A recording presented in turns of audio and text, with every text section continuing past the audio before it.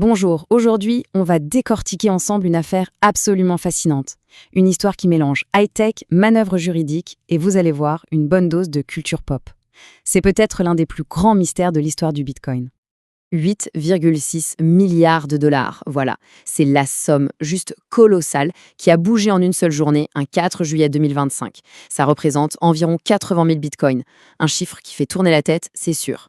Mais croyez-moi, l'argent, ce n'est que le début de l'histoire. Non, ce qui rend cette affaire complètement folle, c'est l'origine de ces fonds. Ils venaient de portefeuilles qui étaient restés muets, totalement inactifs pendant plus de 14 ans. Tout le monde pensait que ces portefeuilles étaient perdus pour de bon, que leurs clés avaient été oubliées ou détruites. Alors quand ils se sont tous réveillés en même temps, ça a créé une véritable onde de choc sur la blockchain. Alors, qu'est-ce qui s'est passé exactement ce jour-là? On pourrait parler du casse du siècle, oui, mais c'est tellement plus sophistiqué qu'un simple vol. C'est vraiment un événement sans précédent. Ce qui est dingue, c'est la symétrie quasi parfaite de l'opération. Imaginez, 8 portefeuilles activés à la seconde près.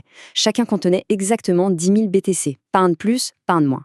Et tous utilisaient un très vieux format, le P2PKH, qui date des tout débuts de Bitcoin. Cette uniformité, ça crée une seule chose, tout ça a été créé par la même personne ou la même entité de manière automatisée. Et c'est là que l'histoire prend une tournure théâtrale.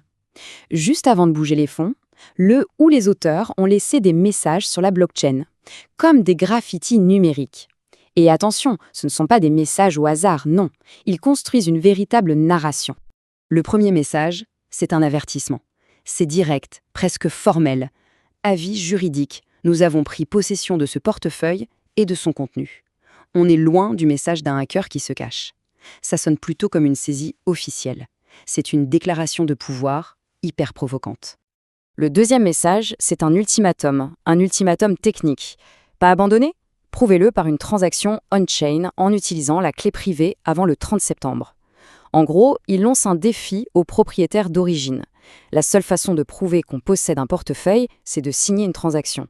L'auteur leur dit « montrez-vous ou vous perdez tout ». Et le troisième message, ça renforce encore cette façade professionnelle.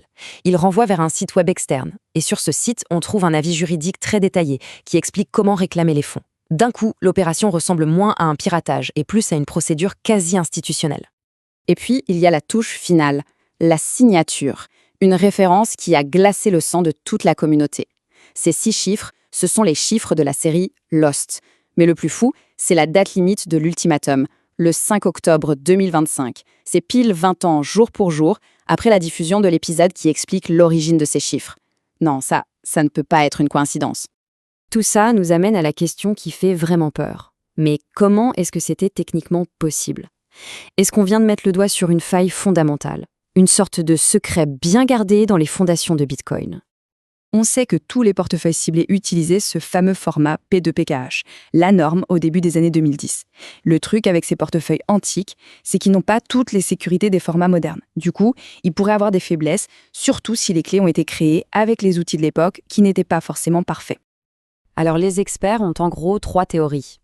La première, un bug dans un vieux logiciel de création de portefeuille a été exploité.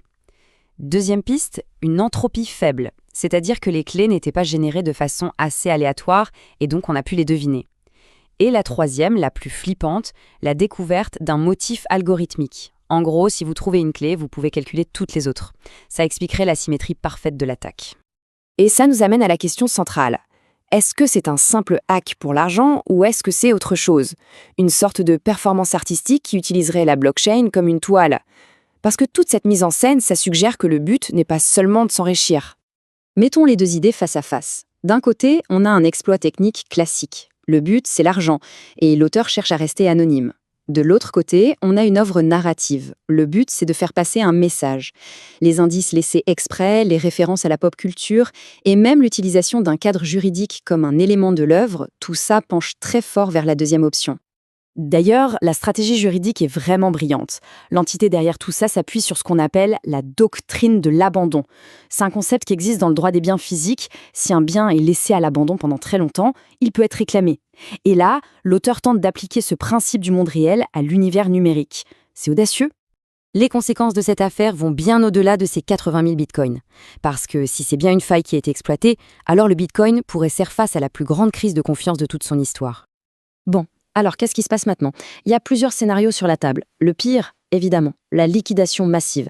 Les 80 000 BTC sont vendus d'un coup et le marché s'effondre. Autre option, plus pédagogique, la faille est révélée publiquement.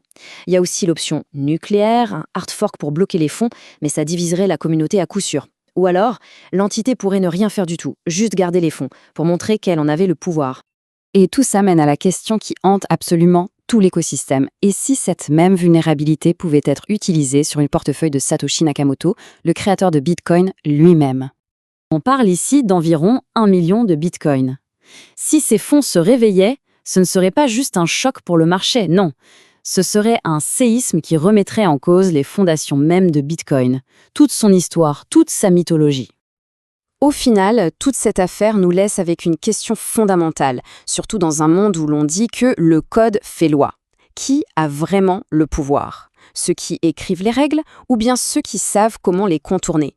Le mystère, lui, reste entier.